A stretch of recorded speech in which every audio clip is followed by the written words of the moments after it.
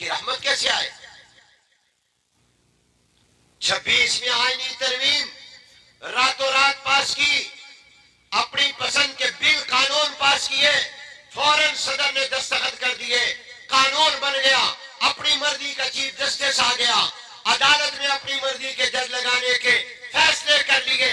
ایک قانون قائد جمعیت حضرت مولانا فضل الرحمان کے شرط لگانے اور فرمانے پر وفاق المدارس کے قائدین کے باہمی مشورے سے انہوں نے اس موقع پر منظور کروایا، آج کے دن تک دستخط صدر نے اس پر نہیں کیے۔ کدھر جا رہے ہو؟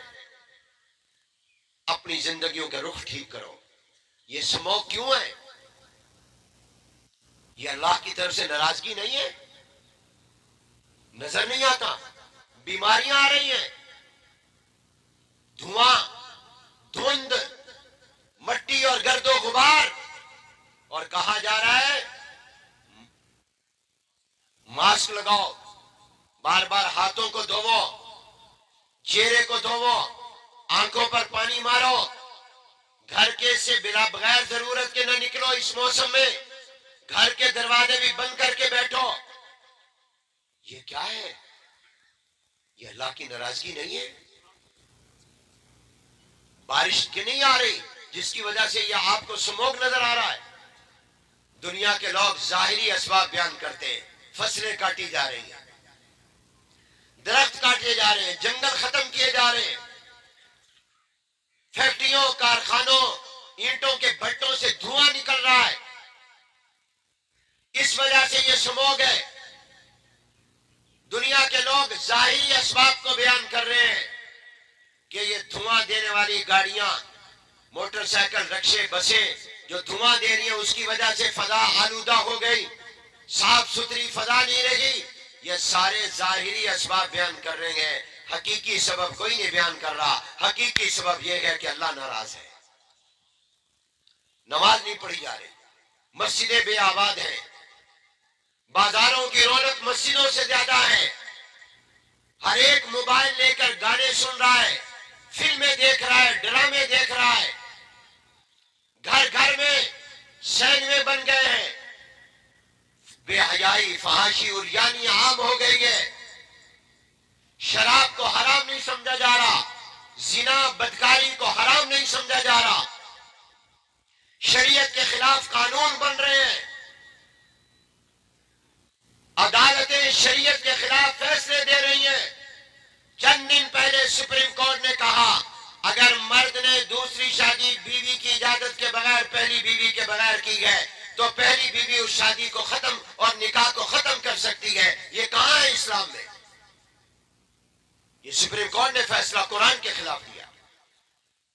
اسلام انصاف کا کہتا ہے، یہ نہیں کہتا کہ اگر پہلی بیوی اجازت نہیں دیتی تو دوسری شادی نہیں کر سکتا۔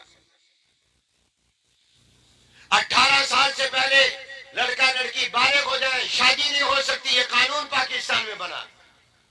اللہ کی رحمت کیسے آئے؟ 26ویں آئینی ترمیم راتوں رات پاس کی، اپنی پسند کے بل قانون پاس کیے، فوراً صدر نے دستخط کر دیے، قانون بن گیا، اپنی مرضی کا چیف جسٹس آ گیا، عدالت میں اپنی مرضی کے جج لگانے کے فیصلے کر لیے۔ ایک قانون قائد جمعیت حضرت مولانا فضل الرحمان کے شرط لگانے اور فرمانے پر وفاق المدارس کے قائدین کے باہمی مشورے سے انہوں نے اس موقع پر منظور کروایا، آج کے دن تک دستخط صدر نے اس پر نہیں کیے۔ کیوں؟ وہ مدرسوں کو تحفظ دیتا ہے، وہ دین کے مراکز کو تحفظ دیتا ہے۔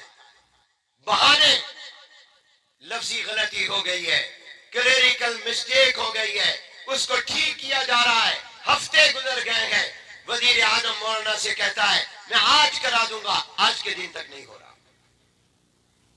جب تمہارے دلوں میں دین کی یہ دشمنی اور دین کے مراکز کی دشمنی ہوگی پھر سموگ نہیں آئے گا تو اور کیا آئے گا؟